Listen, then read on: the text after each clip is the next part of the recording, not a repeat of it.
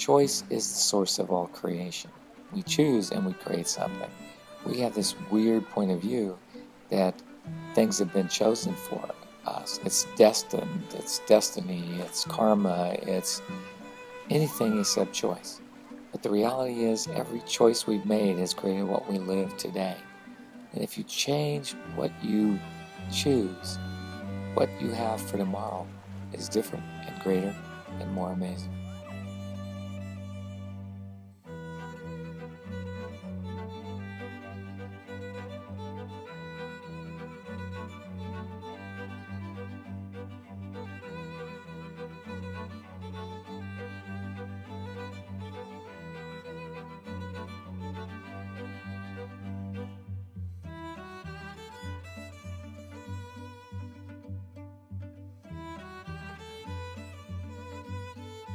There's an upwelling of energy and awareness from the earth itself about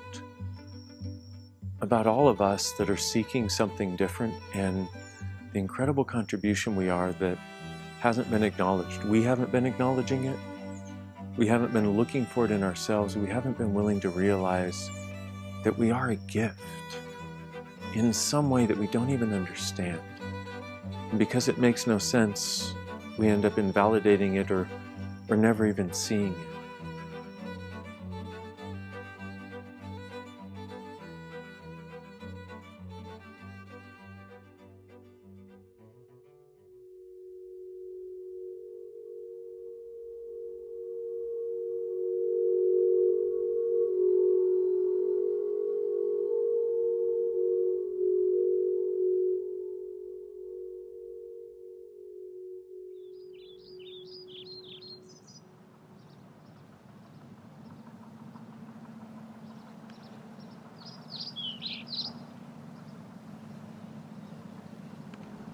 It is hard to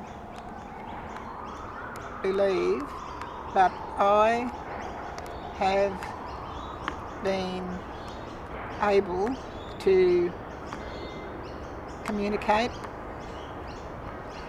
telepathically since I was born. Gee. And we didn't know, Glenn. We did not know. How sad was that?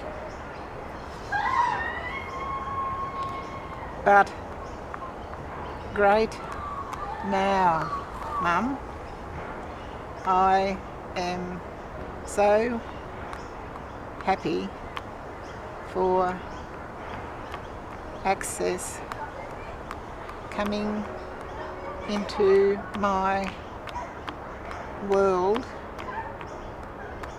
through Delany, magical Delany.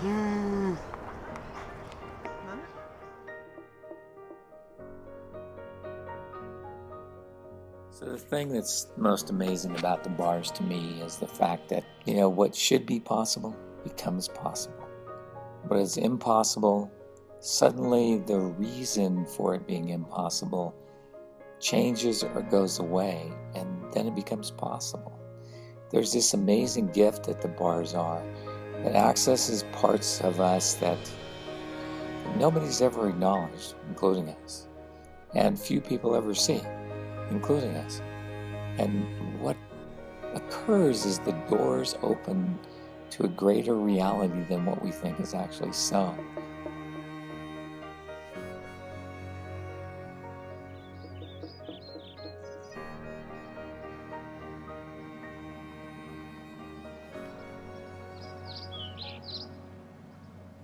One of the wonderful things about bars is, like, for Glenn has been, like, there are times where he's almost like at war with his body, and there's a physical fight going on, and I don't even have to actually run his bars by putting my hands on his head.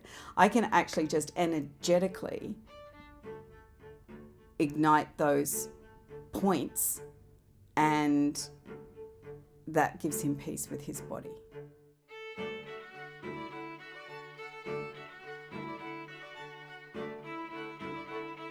a lot of my work has been with people with so-called disabilities, and I definitely have some real gifts in relation to communication with people, who have autism and that line of disability. So communication without words has been, this amazing journey for me. And the discovery that spoken word is not my first language, and that in fact energy is.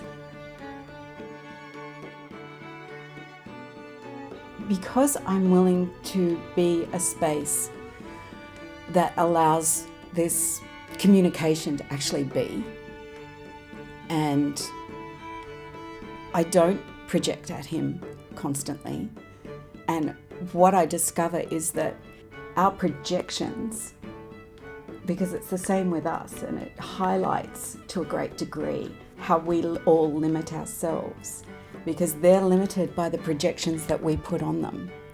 And so when you can be a space that's no judgment, and they can all of a sudden be eating spaghetti bolognese when they're not supposed to like spaghetti bolognese, and give me another red wine, thank you, and hey, I loved that movie when they're not supposed to love that movie, or, like all of those things. And it really highlighted to me, wow, that's exactly what's happening with all of us.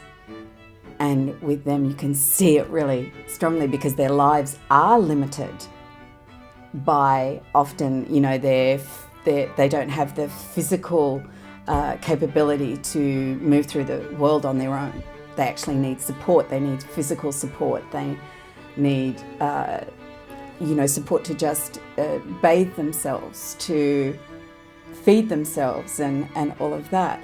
So that is it seems to intensify it. So you really do see, oh my God, our projections are actually impacting on this person really dramatically. And then when you're willing to look at it for you, it's like, oh my God, I have been limiting myself from the projections. The bars and the tools and processing that Access has brought to my life has actually allowed me to receive myself in a way that I just never dreamed was possible, to actually like myself, to actually care about myself. And that has generated a whole different way of living and being in the world. Because there's an authenticity and a simplicity to this that spoken words, don't often find the mark.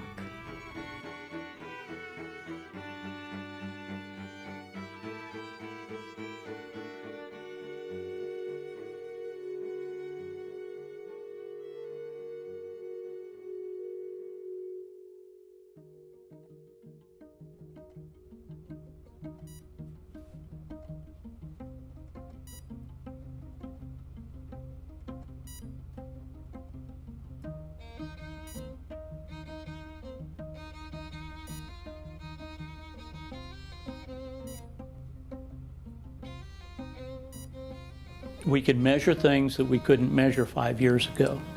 And that's the difference, because it's not a lack of understanding the science, it's not a lack of people wanting to do the science, it's been the technology. And now technology is increasing to the point, just the stuff we do is moving so fast, it's very hard to keep up with it.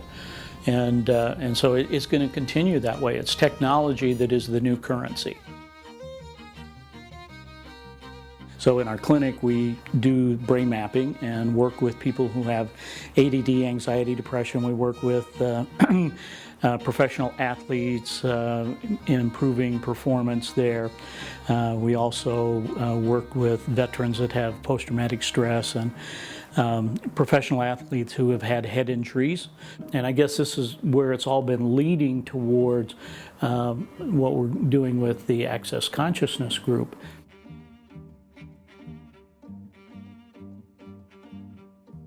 people would have these amazing experiences. This is where the fascination with the bars came in. One is the giver and one is the receiver, and the giver is running the bars. So there are 32 locations on the head that they use what I would describe as acupressure. So they put very light pressure on your head, and what it does is it opens up energy and allowing it to flow. So when we're measuring things like with the gas discharge visualization, one of the things we're able to look at is chakra alignment centers in our body, and that's what these chakras are. So we have these different centers that have electromagnetic energy in these meridians. So they generate energy at different locations through the body. What we do is we will take a pre and post brain map, and we have some very high-tech headgear. During the bars session, we have the giver wearing this headgear and exercising the bars. We also have the Sputnik in the room measuring the changes in energy. So we're looking at this relationship between electromagnetics and biophotonic energy and being able to show the changes in that. And so what we're actually measuring empirically is the changes in thoughts, emotions, and stress. People who we've measured who have remediated some of the effects of Parkinson's disease. We've had an individual who had a brain tumor and then after the event went to the MD Anderson Cancer Center in Houston to have his scan done, and they could find no trace of the tumor. People who have gotten rid of the effects of Hashimoto's disease. That's really where we're at, is learning how to utilize the energy, not only the energy around us, the energy within our body, to harness that, to refine it, to utilize it in ways of, because really all disease is nothing more than a dysregulation of the energies of the body. It's that simple. Medicine has its place, pharmaceuticals have their place in helping us do that. But really, when you get down to it, it's about helping people learn how to realign the energies, or having a facilitator. The magic is not within the facilitator. They're just a person who facilitates the process of realigning the energy, or getting the energy to flow in ways that it needs to. And then the body can heal itself.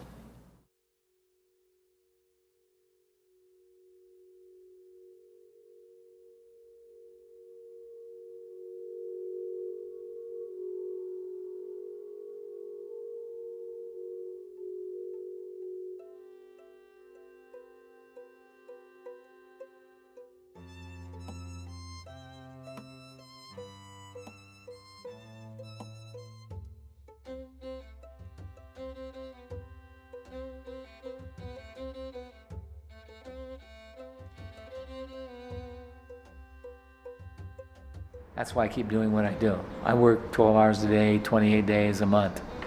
Why? Because I want to get the world to change.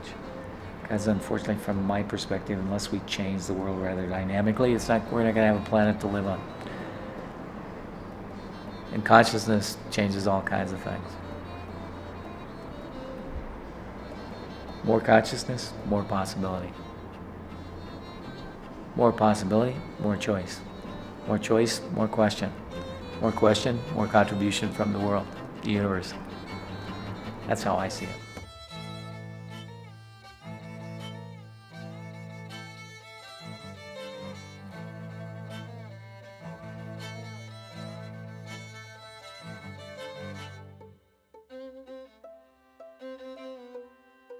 And we have to learn to live with the universe in the question of possibility, rather than the conclusion of what we want it to be and how we want it to look.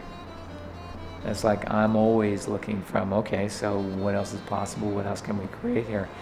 What else have we not been able to perceive, know, be, or receive? Because that's what we do as infinite beings. Perceive, know, be, and receive.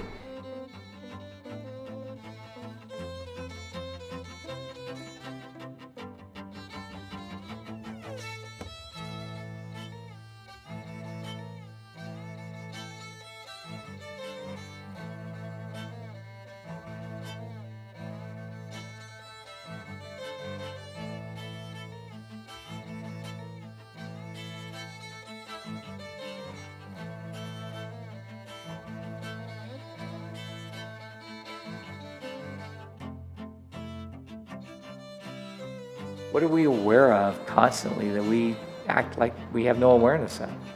It's like you walk into a room where somebody's angry, you always know somebody's angry, and then you get all weird and start backing off and trying not to say anything or whatever.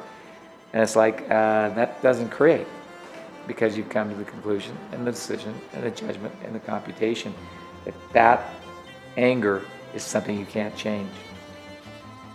Reality is, you can change anything if you live in question. But you gotta live in the question of it and ask the questions to give you the awareness. Not come to a conclusion about, oh, this is the way it is. When you decide this is the way it is, guess what? Nothing else can change.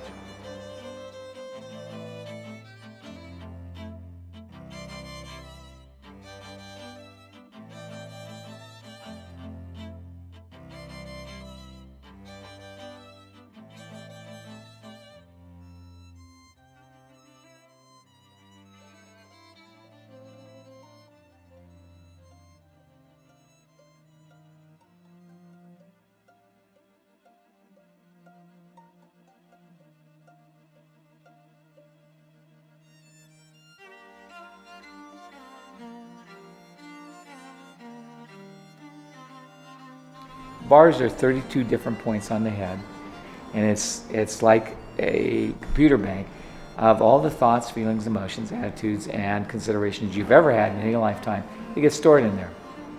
And when you clean them by running the bars, what happens is that deletes the file on that, and suddenly you're different. Your whole life can change. You can change physically, mentally, emotionally, all kinds of different ways. Do I know what's going to be? No, only you do. And even you don't know what it's going to be, but you change.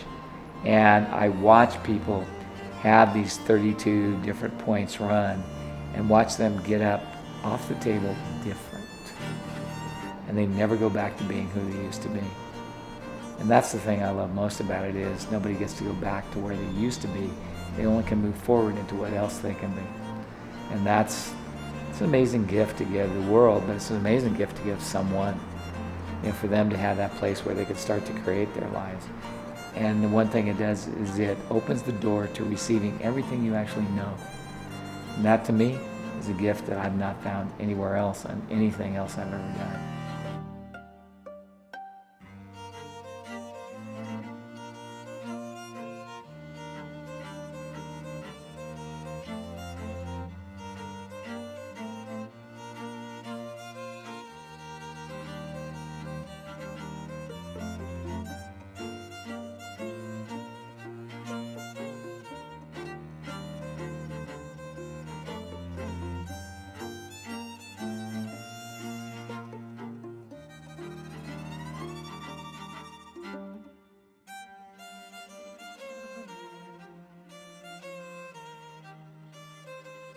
If everybody in the world could be present as themselves and never judge themselves, this would be a world worth living in. And that's what I want to create.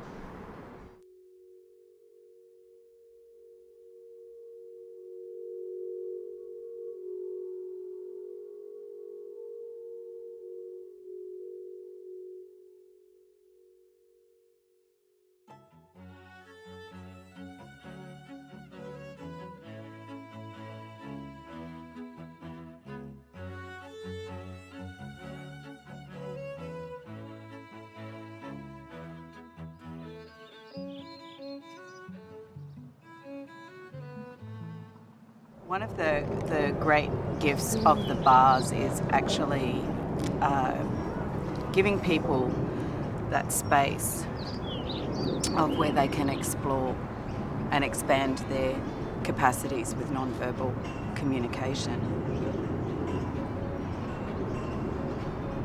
That space that comes and that so many of us are living with all the time. The bars actually, as we know, creates that space where that doesn't have to be. And so that then allows people like Glenn to have more ease and be able to contribute more to people and communication in a different way. Like when Pam and Glenn in February did their first bars class, and it was so easy for him to be in that space, and he wasn't grinding his teeth, and he wasn't humming the whole time, and having to block out. It was much easier to just be in that space because people's heads are.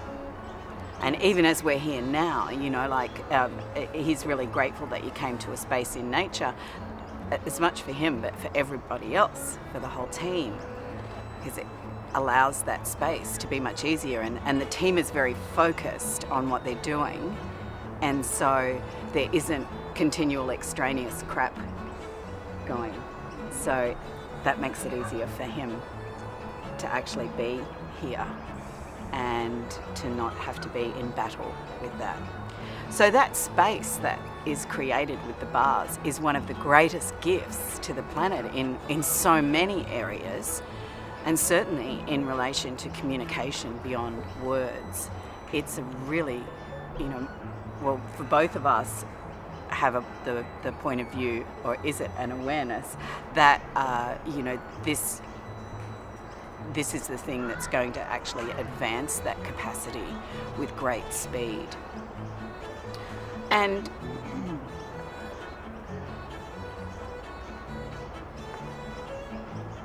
question. So, Is he speaking to Yes. you telepathically? Yeah. Right now? yeah. Okay.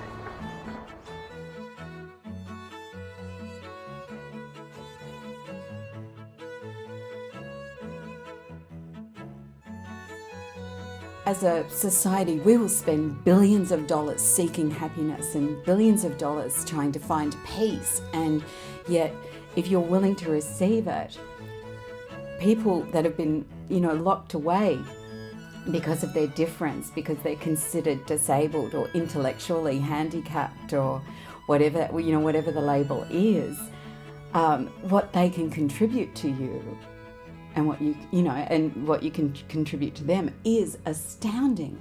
And there is a sense of joy that can be generated here that a lot of us are seeking, and yet it's right here and we won't receive it.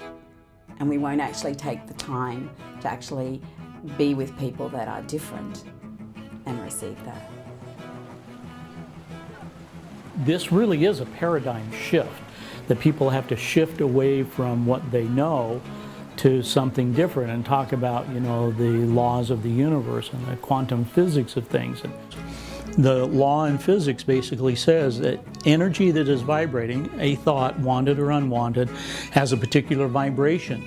And when other thoughts that are like that come together, it can now affect particle energy.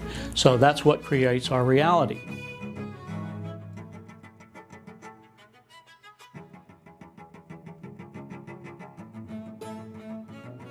What I began to discover is every time you ask a question, the universe opens a door to a greater possibility. When you come to conclusion, it closes all the doors that don't match it, your conclusion. So it's like you literally cut off so much awareness by this willingness or necessity to come to conclusion or decision or judgment or computation, where if you ask the question, the universe goes, sure, here's what you want to know.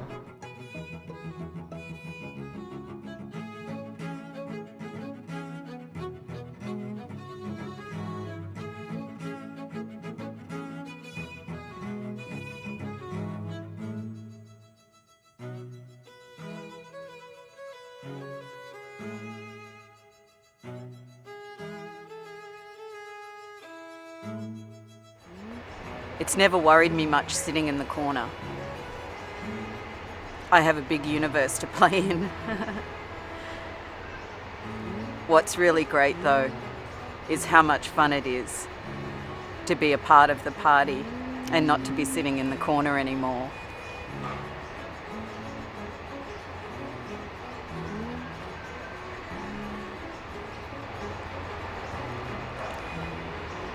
It's gone beyond the words now.